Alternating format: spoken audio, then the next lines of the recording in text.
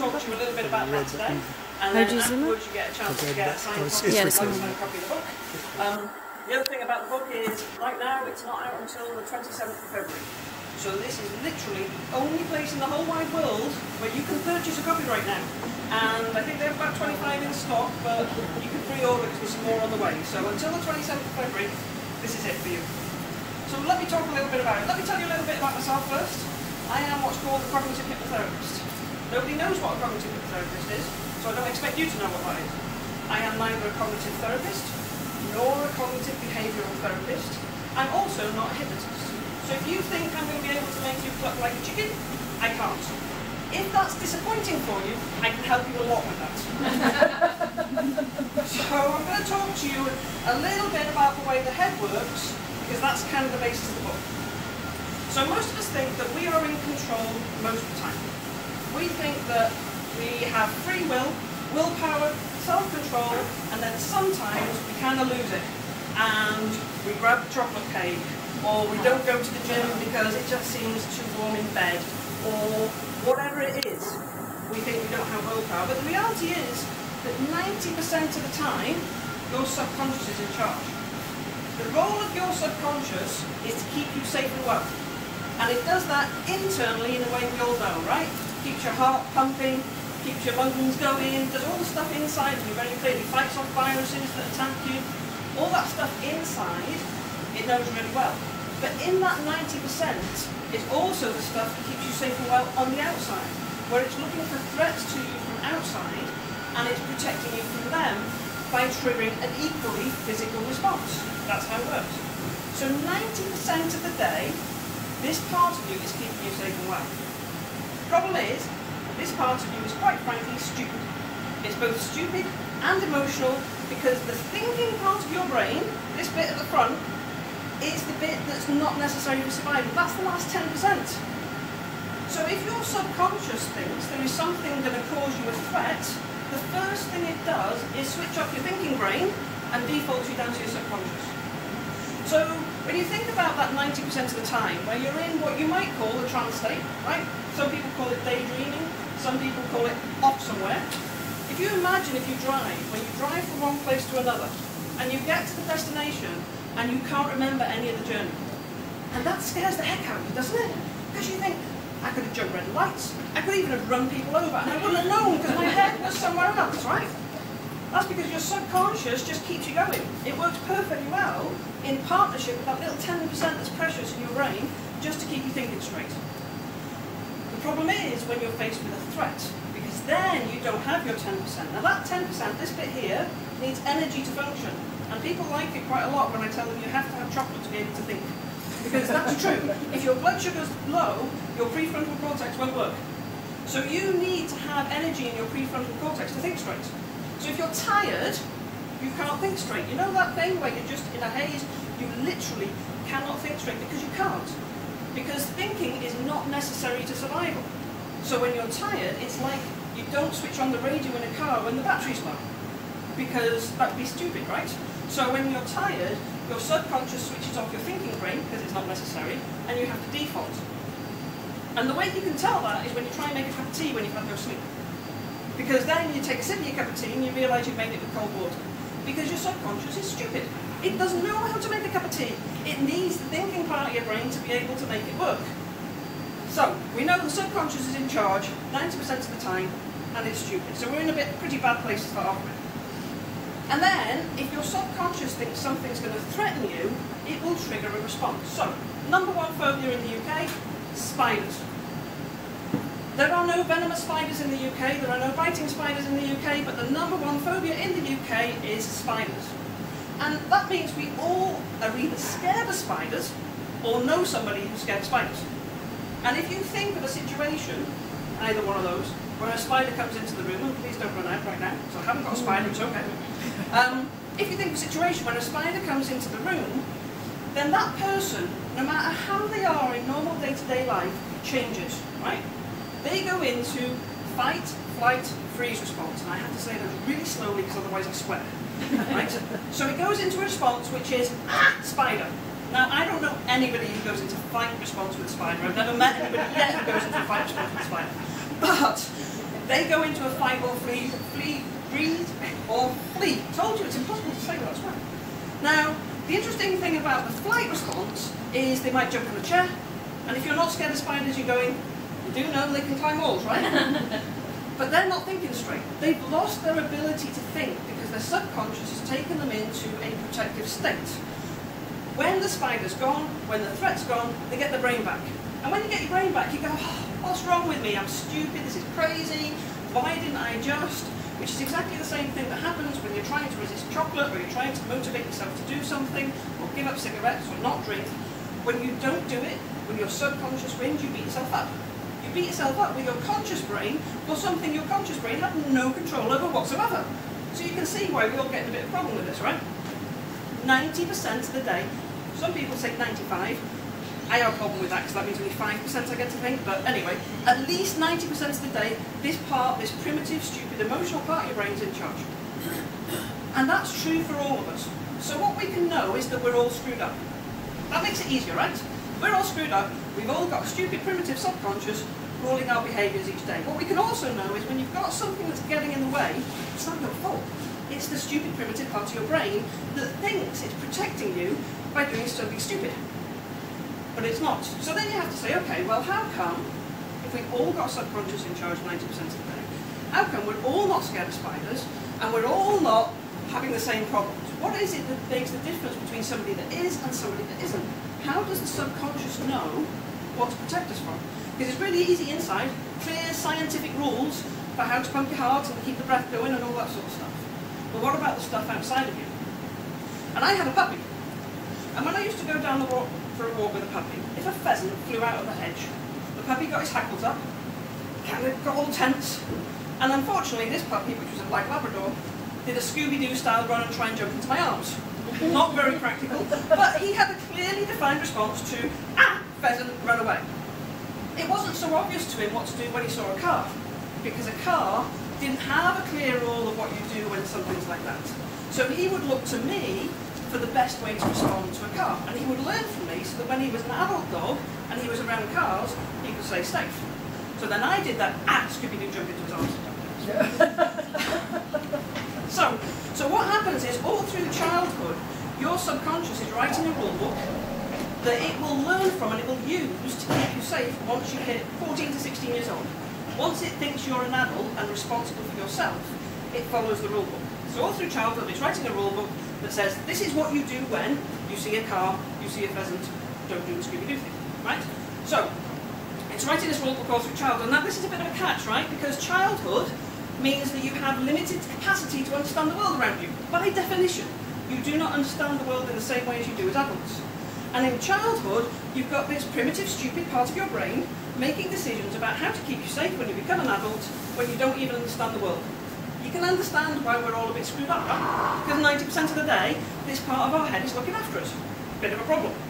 So, there are 3 fundamental rules for survival that your brain is looking and measuring against all through childhood. These are all based on the caveman days of survival, not the modern days of survival. But they're slightly adapted. Not evolved, very important to know the difference, adapted. So, first rule of survival. They're all really simple, and they all result in death. Okay? First rule of survival. If you take time to think about something, you will die. So, if I'm attacked by a saber-toothed tiger, and I go, right, is this a good spear? I wonder if I can outrun it. It'll have eaten you. It's detrimental to survival to think. So when faced with a threat, your subconscious triggers an instant physical and emotional response to keep you safe. It floods your body with adrenaline, it increases your heart rate, sweaty palms, get ready to run away, fight, or just freeze on the spot. Fight, flight, freeze response, right? I said that okay that time. Cool, getting better, try it more. So it triggers that response, that automatic, without you having to give it any thought, physical response. Now the interesting thing about this is, every single one of us will recognise that response. You might call it nerves, you might call it anxiety, you might even call it panic. We'll all recognise that response. And yet you might have noticed there are no saber-toothed tigers. In fact, there are no predators to the human race out there at all. And yet we can still describe that same response to all sorts of different things. Because the problem is now, the adapting part is that your brain is taking things that hurt you emotionally and equating them to physical harm. So something that hurts you emotionally equals death in the same way as something physically will. So let's say you're 3 years old, stood in front of the Christmas tree, about to sing Jingle Bells. You've been practicing for days, and your mother's gone mental in fairness, but you've been practicing for days because you're going to sing this. You've been asked to sing Jingle Bells for your family. So you stand there in front of the tree and your family sat around and you start singing Jingle Bells, and you had a really funny way of saying bells. You had a funny little lisp whenever you say bells. And everybody giggles because it's so cute when you say bells when you sing Jingle Bells. But you've just spent the last few days practicing singing this really well, and you think you're doing the best thing you possibly can. So everybody laughing at you is not the response you expected here. And your subconscious goes, right, I need to learn from this. This is important because this hurts. This is a horrible feeling. We don't like this feeling. I'm going to learn a lesson and put it in your rule book to keep you safe from this in the future. Because something hurting emotionally equals death, and it's not going to let you die. So, fast forward, you're an adult, you go into a meeting room. Somebody tells you, stand up and introduce yourself to a room full of people. And instantly, your heart drops to the floor, it's kind of pacing away, sweaty palms, heart rate going, everything like that. And you're like, what's wrong with me? You know, I was talking to them over a coffee 5 minutes ago, there's nothing scary here, I should be able to do this, and you have this little argument going on in your brain, the little 10% that's desperately trying to assert itself. And if you're lucky, the 10% will win and you'll get a chance to actually introduce yourself, but then you'll go, I will never do that again. In fact, I will so never do that again, I will make sure I'm never in a job that has got any chance of me having to do that ever in my life again. And your subconscious goes, you see, I'll look after you, don't worry about it. And it goes, that rule was valid, you see. But if I said to you, go into that room, there's a saber-toothed tiger, then that reaction would totally make sense, right? You'd be mad to go into a room with a saber-toothed tiger. So it's a miscalculation though, because at 3 years old, you didn't understand enough of the world to know that they were giggling because you were kind of cute and it was a nice thing. Also, it was not true that being hurt emotionally equals death, because you're standing there in that meeting room trying to talk to people, right? So you're not dead. So it was wrong. So emotional hurt doesn't equal death. So you end up with miscalculated rules in your rule book that then trigger instant behaviour before you get a chance to think your way out of it, because thinking gets in the way. So that's the first rule. Number 1 reason why we're all screwed up. Number 2 reason why we're all screwed up. If your mother didn't love you when you were a cave baby, you'd die. I told you they all end up in death, right? So when the baby's born in the animal world, if it doesn't bond with its parents, it dies. Simple fact. And it was the same in the caveman days. If you didn't bond with your mother, you would die. And so we are genetically programmed all through childhood to make everything about love. Am I loved more or am I loved less as a result of what I've just done? If I believe I'm loved less as a result of what I've just done, I need to change my behaviour, because otherwise I'm going to die. And that's a bad thing. We're not going to die. So you're learning stuff all through childhood. So the first thing is, let's say you're 8 years old, you sat at your kitchen table doing your homework, Dad comes in from work and you, Dad, I'm stuck on this question, can you help me? And your dad goes, oh, for God's sake, I've only just got in through the door, can't you do anything on your own for once? And off he stops. And you go, right, I asked for help and I got shouted at by my dad. I have to make everything about love, so he loves me less because he shouted at me. I have to learn a lesson to keep safe in the future. Don't ask for help, because it means you won't be loved. And then as an adult, whenever you've got a problem, you kind of struggle on by on your own. You don't know why, it just doesn't feel comfortable to reach out and ask anybody for help. But the reality is, if you'd left him half an hour through the door, he'd have probably been fine. The fact that he shouted at you is just a sign that he'd had a grumpy day at work, not that he didn't love you. And so the rule never needed to be there in the first place. And if you put 100 kids in that situation, probably only one of them would end up with a rule. The other 99 would be just another of the millions of moments that you go through in childhood that have no significance. It happens on the flip side. You fall over, you scuff your knee, and your mother gives you a sweet to stop you crying. You go, all right, when I hurt myself, my mum gives me a sweet, which means she loves me. What do I do when I'm an adult and I need to feel loved? Grab a bag of sweets, because that makes me feel better.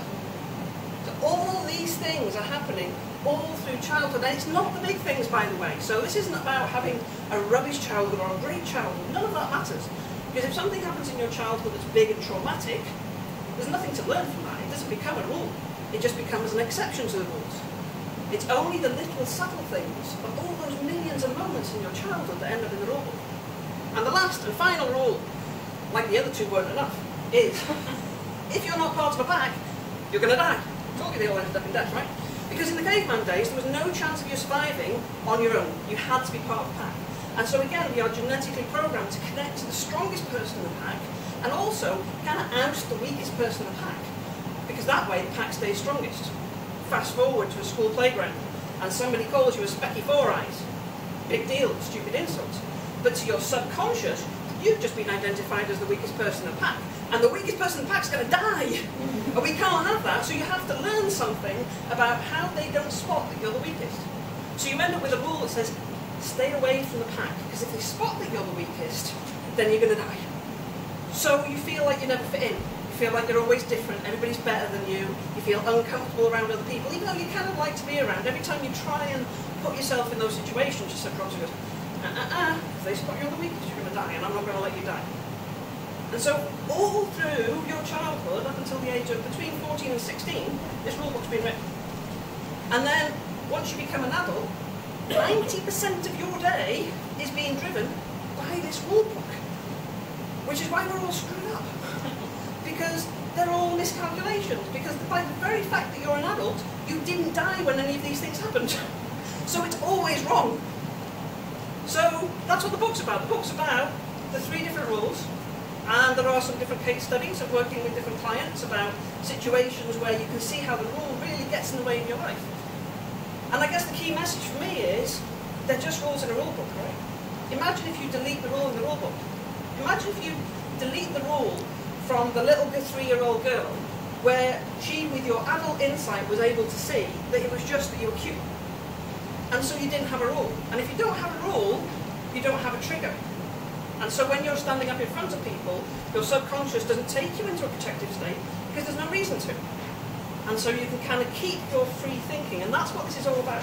This is about the ability to keep using the 10%, because it is fairly precious. So what you want to do when you're hijacked is work out what you think that rule is, because if you can change the rule, you can free up your thinking brain again. And that's it.